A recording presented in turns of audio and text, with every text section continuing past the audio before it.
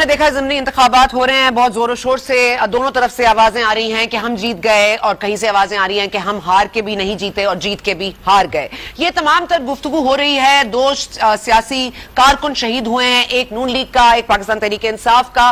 नून league कामयाब हुई है, लेकिन एक जो डस्का की सीट है उस पर एक मुअम्मा बन गया। इलेक्शन कमीशन की रिपोर्ट आ गई है और ये बार बार कहा जा रहा है कि ये प्रिसाइडिंग अफसरान गायब हो गए, मतलब इनसे राब्ता नहीं हो सका। फिर ये जो वोटिंग टर्नआउट था वो जितना था उससे ज्यादा दिखाया गया।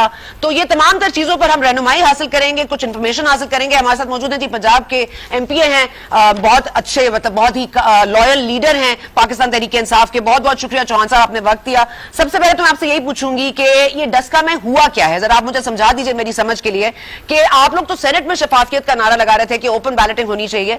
अचानक से हमने देखा कि आपने तो पूरा, मतलब सियासत में जो इस तरह की चीज पहले हमने नहीं देखी कि ये इस तरह से पूरा इलेक्शन लूट लिया गया हो। क्या कहिएगा आप इस पर? बिस्मिल्लाहिर्रहमानिर्रहीम। देखिए सना साहिबा, बात यह है कि इलेक्शन जो डस्का में हुआ है, पूरे पाकिस्तान के मीडिया ने सुबह से लेकर शाम तक दिखाया कि वहाँ पे राना सनाउल्लाह साहब मौजूद हैं, उज़मा बुखारी साहिबा मौजूद हैं, मियाँ जावेद लतीफ़ साहब मौजूद हैं, अता तारड़ साहब मौजूद हैं। इनके 70-75 MNA MPA सेंटर वजीर जना आला अहदेदार सूबाई और मरकजी, वो अपनी पूरी गैंग लेके पूरे पंजाब से वहां पर मौजूद थे। फिर वहां पर जो हुआ वो पूरे मीडिया ने दिखाया कि आपके पोलिंग स्टेशंस के एन बाहर गेट के ऊपर मीडिया टॉक्स हो रही हैं, प्रेस कॉन्फ्रेंसेस हो रही हैं, ठीक है जी, और उसमें दावे किए जा रहे हैं जीतने के। ये सारी की सारी मैं समझता हूं इलेक्शन कमीशन के जो रूल्स एंड रेगुलेशंस थे, नून लीग की क़यादत ने उसको वायलेट किया। अब मैं बड़ी टेक्निकल कुछ चीजें आपके सामने रखूंगा। डस्का का और वजीराबाद का जो इलेक्शन था 2018 के अंदर तो हमने लूज किया था जी, सीटें थी नून लीग के थी। अब नून लीग जीती है, हम लोग हारते हैं, तो हमारे लिए तो कोई इतना बड़ा इशू नहीं था, सीट तो पहले भी इन्होंने जीती हुई थी। असल में जिंदगी और मौत का इशू था नून लीग के लिए, जिंदगी और मौत का इशू था बेगम सफदर अवान साहिबा के लिए। इन्होंने जिंदगी और मौत का इशू बना के वहां पे अपने सारे वसाइल, अपनी सारी अफरादी कुव्वत वहां पे झोंकी। उसके नतीजे में फिर लॉ एंड ऑर्डर के मसले क्रिएट हुए, उसके नतीजे में लॉलेसनेस क्रिएट हुई, उसके नतीजे में दंगा फसाद हुए, उसके नतीजे में कत्लो गारत गरी हुई, उसके नतीजे में 2 अफराद जो है वो शहीद हुए, उसके नतीजे में माजिद जो है, जो ओपनली माजिद और साजिद, महर माजिद और साजिद दोनों पीटीआई के वर्कर हैं, उनमें से माजिद शहीद हुआ, दूसरा राहगीर शहीद हुआ। बावजूद इसके कि सारा दिन फिर जनाब दोनों को जो है वो नून लीग का वोटर और सपोर्टर शो करने की कोशिश की नून लीग की तरफ से। अब ये सारा कुछ वहां से हुआ और अपोजिशन होने का नाजायज फायदा उठाया गया। अब एक और पहलू मैं आपके सामने रखूंगा पूरी पाकिस्तानी कौम के सामने। 2018 के इलेक्शन में डस्का में पीटीआई का यही मल्ली साहब 67,000 वोट ले रहे हैं, इनके जनाब जो विनिंग कैंडिडेट थे वो 1,10,000 वोट ले रहे हैं। अब परसों के इलेक्शन के अंदर हम लोग इलेक्शन जीत भी रहे हैं अल्लाह पाक के करम से, और हम 1,16-17,000 के करीब राउंड अबाउट जो है वोट ले रहे हैं, और ये जनाब 1,10,000 से नीचे जो है वो वोट ले रहे हैं। इस तनाजुर में भी देखा जाए तो चौहान साहब, मैंने आपको पूरा वक्त दे दिया, आपने अगर आपने बात मुकम्मल कर ली हो तो अब मुझे फॉलो अप क्वेश्चन करने दीजिएगा, प्लीज इजाजत दीजिएगा। ये बता दीजिएगा, चलें आपकी अगर बात मान ली जाती है कि नून लीग के राना सनाउल्लाह साहब, उज़मा बुखारी साहिबा, ये तमाम लोग वहां पर पूरा दिन मौजूद रहे, घूमते रहे या लोगों को हरासा करते रहे, लेकिन जो एक्चुअल अपसेट हुआ है, जो इलेक्शन कमीशन ऑफ पाकिस्तान की रिपोर्ट है अगर आप देख लीजिए, तो वो इलेक्शन कमीशन ऑफ पाकिस्तान कह रहा है कि डिप्टी कमिश्नर और कमिश्नर तक ने जवाब ना दिया। रात भर ये 14 घंटे गायब रहे। 20 पोलिंग स्टेशन के प्रिजाइडिंग अफसर पूरी रात मिलते ही नहीं है, लापता हो जाते हैं। 3 बजे आईजी साहब भी, प्रिंसिपल सेक्रेटरी साहब भी गायब हो जाते हैं। ये लोग पूरी रात गायब होकर फिर अचानक से थैले लेकर पहुंच जाते हैं। ये पूरी रात इतनी मेहनत की गई, तो जो पूरा दिन राना सनाउल्लाह ने किया उसका तो कोई ताल्लुक ही नहीं है जो प्रिजाइडिंग अफसरान ने किया। और आईजी आपका, हुकूमत आपकी, पंजाब आपका, और आप कह रहे हैं लॉलेसनेस थी। आप लोग क्यों नहीं कंट्रोल कर पाए इसको? अच्छा, अब आप सुन लें, आप तसल्ली से जवाब सुनिएगा। According to the constitution, according to the rules and regulation of election, जहां पे भी इलेक्शन होता है वहां उस दिन के लिए इंतजामिया और पुलिस वो इलेक्शन कमीशन के मातहत हो जाते। पहला तो ये असूल और रूल आपको माशाल्लाह पता होगा, मैं दोबारा तज़कीर के तौर पे आपके सामने रख रहा हूं। वो हुकूमतों के अंडर नहीं रहते, वो इलेक्शन कमीशन के अंडर हो जाते हैं, पहली चीज। दूसरी चीज, ये पहली दफा नहीं हुआ। 2018 का इलेक्शन हो, 2013 का इलेक्शन हो, 2008 का इलेक्शन हो, 2002 का हो, पीछे पूरी लिस्ट गिनवा दूं। आपकी जो पोलिंग जिन प्रिजाइडिंग ऑफिसर्स होते हैं, आधे के करीब जो है वो रात को अपना रिजल्ट जमा कराते हैं आपके आरओ को, आधे से ज्यादा जो है वो अगले दिन रात तक, और उससे अगले दिन भी जो है वो नहीं पहुंच पाते। ये ऑन रिकॉर्ड बात कर रहा हूं। और ये 2013 का इलेक्शन जो इन्होंने जीता था ना, उसमें तो जनाब आपके 2-2 दिन लोग नहीं पहुंचे थे। ये कोई नई चीज नहीं है। होता यूं है जैसे उस दिन हुआ, उस दिन सर्दी थी धुंध थी पूरे जनाब सियालकोट डस्का के अंदर। कुछ लोगों ने अपना जनाब रिजल्ट व्हाट्सएप कर दिया आरओ को, लेकिन पहुंचे वो जो है ना वो अगले दिन।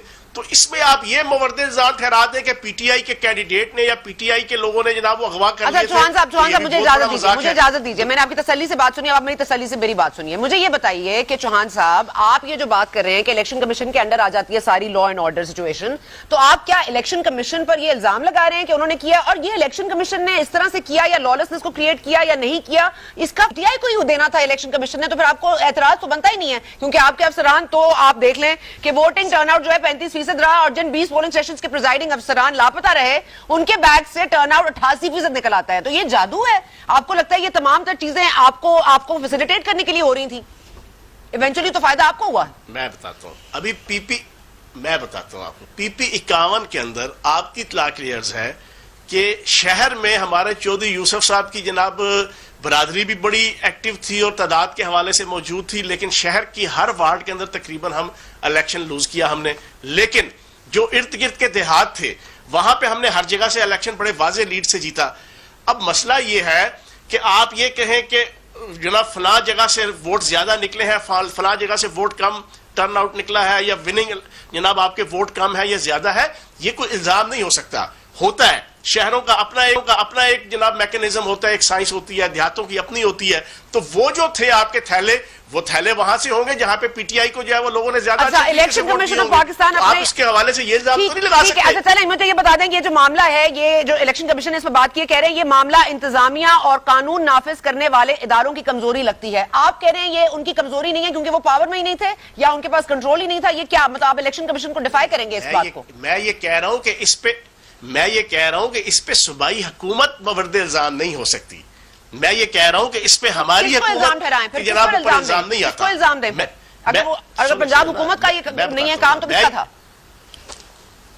तो मैं बताता हूं ना, मैंने आपके सामने नुक्ता रख दिया कि इलेक्शन कमीशन 100% अथराइज, 100% जनाब आपकी उसके पास पावर होती है उस दिन इंतजामिया और पुलिस दोनों के हवाले से।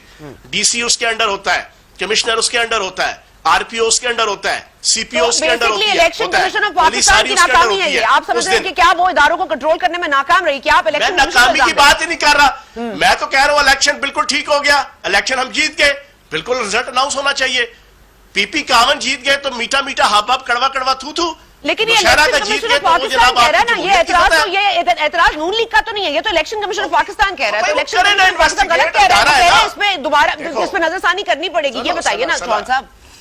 सना साहिबा सुने सना साहिबा सुने जी, तो जनाब उसको किसने रोका है? इन्वेस्टिगेट करें, लेकिन पहले इलेक्शन अनाउंस करें। हमारा राइट है, हम इलेक्शन जीते हैं। हमने तो नहीं कहा नौशहरा के अंदर क्या क्या धौंस धांधली हुई, हमने तो नहीं कहा पीपी 51 के अंदर क्या धौंस धांधली हुई, हमने तो कोई जनाब शोर नहीं मचाया। नून लीग वाले हैं और बेगम सफदर रहमान की पार्टी, और बेगम सफदर रहमान ने 2 घंटे का दिमाग का जनाब दही बना दी, चटनी बना दी पूरी पाकिस्तानी कौम की कल प्रेस कॉन्फ्रेंस करके।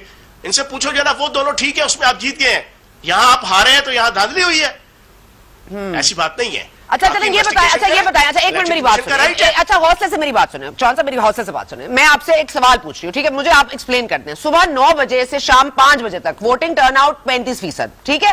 पोलिंग के औकात खत्म होने के बाद शाम 5 बजे से अगली सुबह 6 बजे तक वोटिंग टर्नआउट 88% कैसे हो सकता है? ये कोई मुआवजा है, कोई खलाई मखलूक है जो ये वोट डाल रही थी? क्योंकि ये वोट एग्जिस्ट तो करते नहीं है, वोटर तो है नहीं, वोट कहां से आए? भाई किसने कहा आपको 88% हो गए? 35% अगर इलेक्शन कमीशन कह रहा है तो कलेक्टिवली कह रहा है। जब कलेक्टिवली आपका कहते हैं तो उस 35% जनाब टर्नआउट में किसी पोलिंग बूथ का टर्नआउट जनाब 90% होगा, किसी का 60% होगा, किसी का 20% होगा, किसी का 30% होगा। वो सारा एग्रीगेट करके उसका जब अर्थमेटिक आप निकालेंगे जनाब, उसकी एवरेज निकालेंगे तो वो आपका 35% होगा। अब इन 3 जनाब आपके 20 थैलों में से अगर सपोज 88%, 60%, 50% निकल आया है तो इसका मतलब ये तो नहीं कि ये गलत है जनाब, रिजल्ट ही गलत है। बाकी टीवी चैनल के अंदर लोगों ने देखा कि नून लीग का एमपी जो है वो थैला उठाए फिर रहा था आपके सामने सारी सूरत हाल है। नहीं चले आप उस वक्त पंजाब हुकूमत सॉरी इलेक्शन कमीशन पे भी ना जाए ना। चले पोलिंग के दिन इलेक्शन कमीशन ऑफ पाकिस्तान मतलब वो रिस्पॉन्सिबल थी, लेकिन अब तो आपके पास वीडियो फुटेजेस मौजूद हैं, आपके पास तो सबूत हैं, आपके तो वहां पे एमपीएस खुद देख रहे थे कि क्या हो रहा था। तो ये कोई कार्रवाई क्यों नहीं हुई? 2 लोग शहीद हो गए, उन पर अभी तक किसी का खिलाफ पर्चा क्यों नहीं कटा? अब तो आप हुकूमत में सना मुझे ये बताओ बेगम सफदर अवान साहिबा की मैं तो माँ सदके जाए और पूरी नून लीग डसके जाए कि मजाक मेरा कल मुंह से दुआएं निकल रही थी कि कितना इनको दुख हुआ कि इलेक्शन कमीशन इस तरह चुटकी बजा के सारे मामलात हल कर दे। इनसे पूछो 2013 के अंदर हमने मिन्नतें तरने किए 1.5 साल 4 हल्के खोल दो, इन्होंने कुसकने नहीं दिया, फड़कने नहीं दिया, हिलने नहीं दिया। इन्होंने अपना जो जाती मुलाजिम रखा हुआ था उस वक्त जो जनाब इलेक्शन कमीशन का हेड और नायब का हेड, इन्होंने वहां पे इसके ऊपर जू तक नहीं रेंगी। वो अलग बात है कि फिर बंदे कत्ल हुए, फिर धरने हुए, बंदे शहीद हुए। रैप करते हैं, इस इशू को रैप करते हैं ताकि हम आगे बढ़े। चौहान साहब इस इशू को रैप करते हैं। मेरी बात है, सिर्फ एक सीधा सा जवाब दे दीजिए। आप कहते हैं धांधली नहीं हुई और ये सीट जो है पाकिस्तान तहरीक इंसाफ जीती है। अब इलेक्शन कमीशन इस पर एतराज उठा रहा है और कह रहा है इसमें रीपोलिंग होगी, तो आप इसके साथ हैं? आप रीपोलिंग के लिए तैयार हैं? क्या उस दिन भी प्रिजाइडिंग अफसरान रात को गायब हो जाएंगे या नींद आ जाएगी किसी एक को, कोई एक का फोन बंद हो जाएगा, किसी का बैटरी खत्म हो जाएगा, क्या होगा? इलेक्शन कमीशन देखें, इलेक्शन कमीशन को भी ये राइट हासिल नहीं है कि वो एक तरफा फैसले करेगा। अभी ये नहीं उसने कहा कि री इलेक्शन होगा या हम ये नहीं करेंगे। अभी दोनों तरफ की सुनाई होगी, पूरी हेयरिंग होगी, पूरी प्रोसिक्यूशन होगी, जो इलेक्शन कमीशन का एक प्रोसेस है। रिट पिटीशन ट्रिब्यूनल बनेगा। ये रिपोर्ट आपके खिलाफ है, ये रिपोर्ट आपके खिलाफ है। अब आप इसको गैर जानिबदारी कहिए या ना कहिए, लेकिन ये एक गैर जानिबदार हमारा इदारा है। आप ही इलेक्शन कमीशन की इतनी तारीफ करते रहे हैं कि बहुत आजाद है, तमाम तर चीजें सही है, लेकिन एक पूरा इलेक्शन लूट लिया गया। इलेक्शन कमीशन ऑफ पाकिस्तान इस बात की तौसीक कर रही है, तो आप मुझे बता दीजिए फिर क्या रह गया? तो इदारे आपके साथ नहीं है, इसका मतलब है कुछ? ना मैं बताता हूँ जो लूटना होता है, इलेक्शन लूटना होता है। 2013 का इलेक्शन था, सरगोदा से जनाब आपके नवाज शरीफ साहब इलेक्शन लड़ रहे थे। पोलिंग बूथ था जिसकी टोटल वोट जो इंदराज हुए थे ना वो थे 486। वहां से जनाब 6600 की लीड से जनाब मियां नवाज शरीफ साहब इलेक्शन जीत रहे थे। इसको कहते हैं इलेक्शन चोरी होना, इसको कहते हैं रिगिंग। इस तरह के हमने हजारों फॉर्म जनाब 14, 15, 16 जमा कराए थे। कहने का मकसद मतलब मेरा ख्याल है नवाज शरीफ, अगर आप 2013 के इंतखाबात में ये सब चीजों की बात करें तो मेरा ख्याल है आपने वही रिपीट किया।